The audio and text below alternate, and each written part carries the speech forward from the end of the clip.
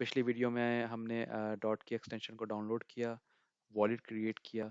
अब इस वीडियो में हम बाइनेंस से अपने जो डॉट परचेज्ड हैं उनको अपने पर्सनल वॉलेट में ट्रांसफ़र करेंगे ताकि हम उनको इन्वेस्ट कर सकें क्राउड लोन्स में, या अगर आप चाहें तो उसको स्टैक भी कर सकते हैं।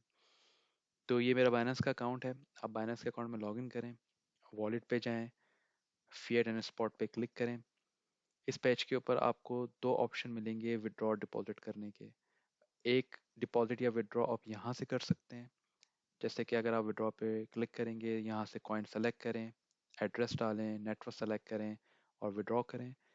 या दूसरा ऑप्शन जो मैं यूजली यूज़ करता हूँ वो इसी फिएट एंड स्पॉट पेज के ऊपर सर्च कॉइन का ऑप्शन है। तो यहाँ पे मैं अपने उस कॉइन को सर्च करता हूँ जो मैंने डिपॉजिट या विड्रॉ करना होता है, जैसे कि डॉट। जैसे ही डॉट यहाँ पर आया, आप विड्रॉ पे क्लिक करें तो ऑटोमेटिकली इस तरह कॉइन सेलेक्ट हो जाएगा।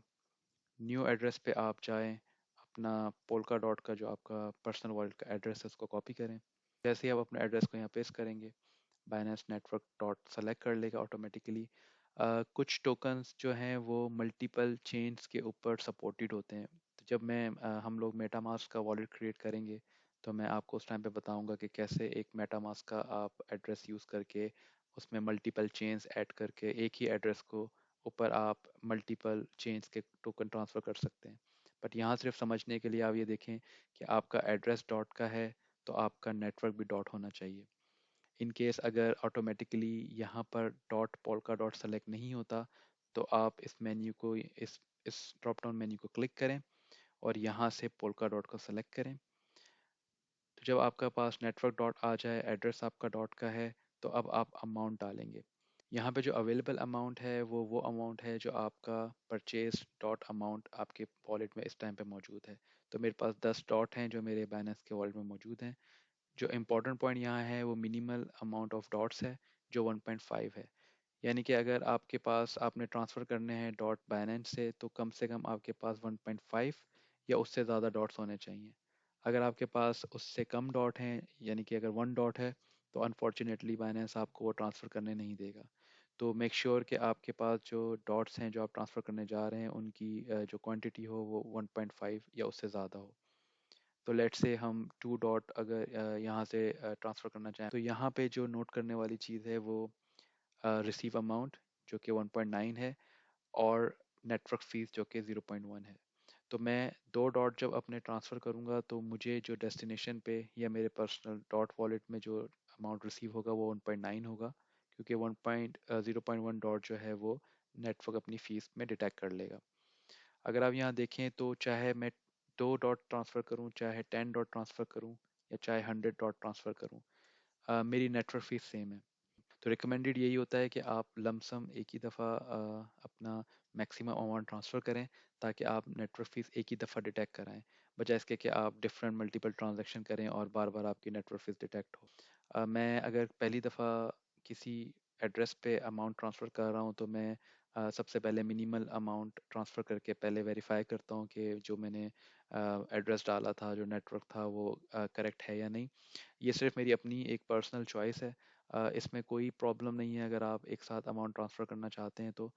मैं इसलिए करता हूँ ये क्योंकि मैं एक दफ़ा मल्टीपल एड्रेसेस पे सेंड कर रहा था तो बाय मिस्टेक मैंने किसी और जगह किसी एड्रेस पे सेंड कर दिया, हालांकि मुझे किसी और एड्रेस पे करना था।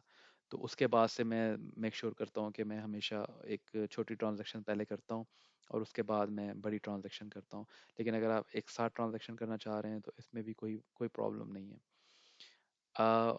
अमाउंट डालने के बाद लेट से मैं विड्रॉ पे जब क्लिक करूँगा, यहाँ पर आप एक दफ़ा फिर इंश्योर कर लें कि आपका अमाउंट सही है, एड्रेस सही है, नेटवर्क ठीक है। आप कंटिन्यू करेंगे, अपना ईमेल वेरिफिकेशन कोड डालें, फ़ोन वेरिफिकेशन कोड डालें, गूगल ऑथेंटिकेशन कोड डालें और सबमिट करें। जैसे ही आप सबमिट करेंगे आपकी ट्रांजैक्शन, अगर आप वेबसाइट्स के थ्रू कर रहे हैं तो रीसेंट विड्रॉवल के अंदर यहाँ आपकी ट्रांजैक्शन लिस्ट हो जाएगी एज ए पेंडिंग।